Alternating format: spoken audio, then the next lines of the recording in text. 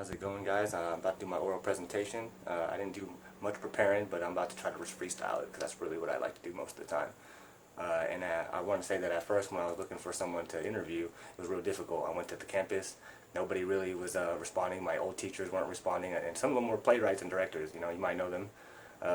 Anyways, I went to Reddit and I saw this post right here. I went to the theater section or whatever, and I went to this guy's post, and he was talking about audition advice or whatever. He was talking about what you can do when you approach an interview or an audition, I should say, and what not to do, and what basically what kind of attitude you should have going into auditioning for a play. So when I saw that, I was thinking, oh man, this dude is perfect. He's perfect. I gotta interview this guy. I was running so low on time, and I went in and I sent him a private message. You can actually see right here.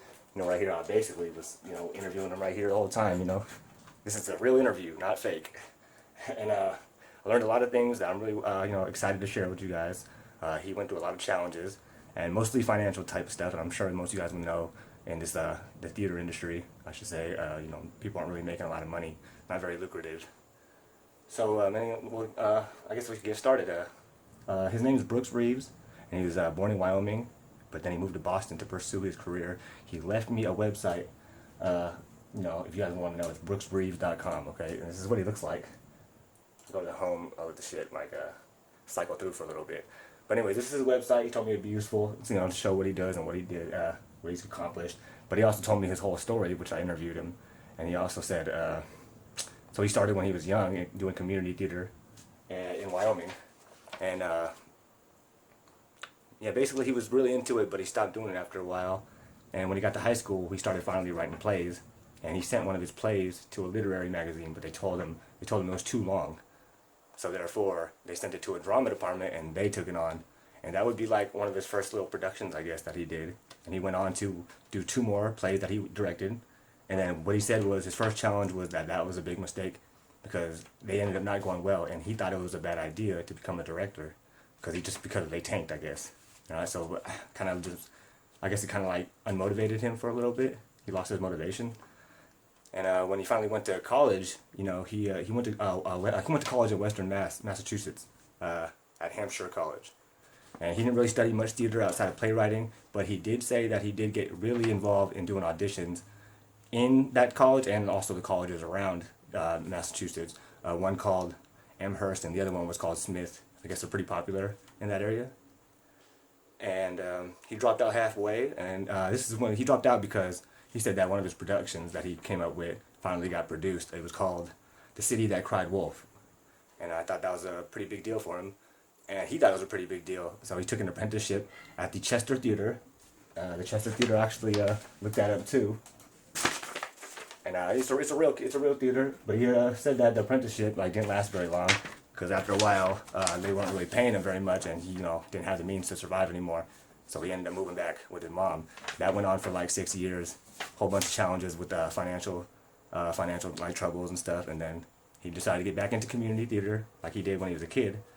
And he actually got what did he say about that? He said, okay, yeah, he went and he moved for a while with his mom, and then for 6 years he didn't do any theater.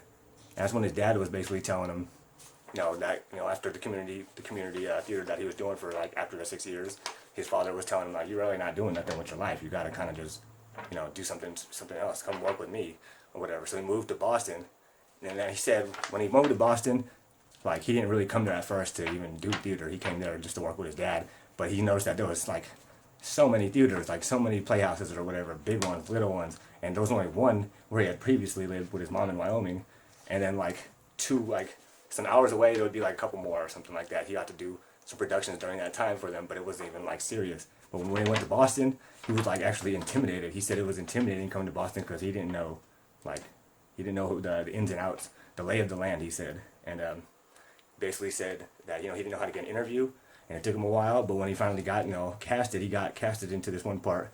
What he said, let's see, okay, yeah, he got casted for an award-winning production of Gross Indecency for the 3 Trials of Oscar Wilde. And this is really, I guess it's one of his biggest companies he worked for at that time, but he had a really small part playing Harris. And he didn't get discouraged, but what happened was, even though he had a really small part, I guess the guy who had a leading role for I guess he played Wilde's lawyer, that guy had a family tragedy, and then he had basically he just had to drop out. And then since he had such a small part, since Brooks Reeves had such a small part, he ended up like basically taking over the dude's part because they didn't share any scenes. And when he did that, everybody in the company said that everybody in the company basically built admiration for him. And from that point on, he went on and did like for that rest of that season for that company. He said he did every play, and that was like 44 plays in total that season. And that's basically when things started to take off. Not financially, but like he started getting his opportunities. He started meeting a lot of people, making friends in the business, and he went into it for a while. And I don't really want to go into all of it, but basically he just said that he just literally did a play, and he showed me the review of it right here, and we can just see him right there, all hyped up right here with his red head, and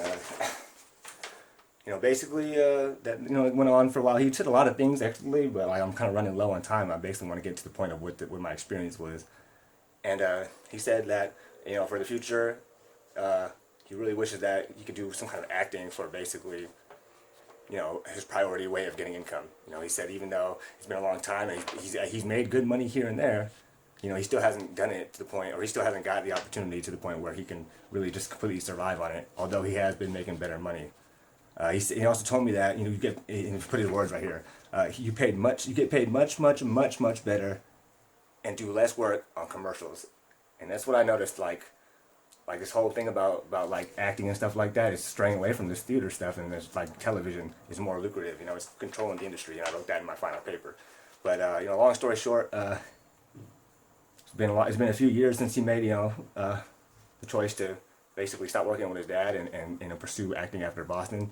And he's told me like one thing he really wanted to tell me was that he'd done a lot of free work. Like he's done a lot of theater for free, and but he doesn't really regret it because he's passionate about it. And even though he's done all this theater for free, he considers himself a professional. And I guess he also said for like the last 2 years, everything he's produced has like made at least $1,000, which he says is not a lot, but he's finally getting somewhere. So he's definitely hopeful about his future in the industry. And that's pretty much the whole interview. But I guess what I really wanted to say was that I learned that even in this acting industry, theater industry, you really can't give up, because the biggest struggle is going to be that you're not going to get the money that you really want. You got to do it out of love. And when you do it out of love and you just keep trying like that, you will make your connections and you will find your way. And I think I'll probably have to follow up with him in the future, but I definitely will be excited to find out what happens with him next. He was pretty happy that I chose him to interview him, and I had a good time learning about theater through someone who's really experienced. So that's about it, guys. I hope you enjoyed this. 8 minutes long, so perfect. See you later.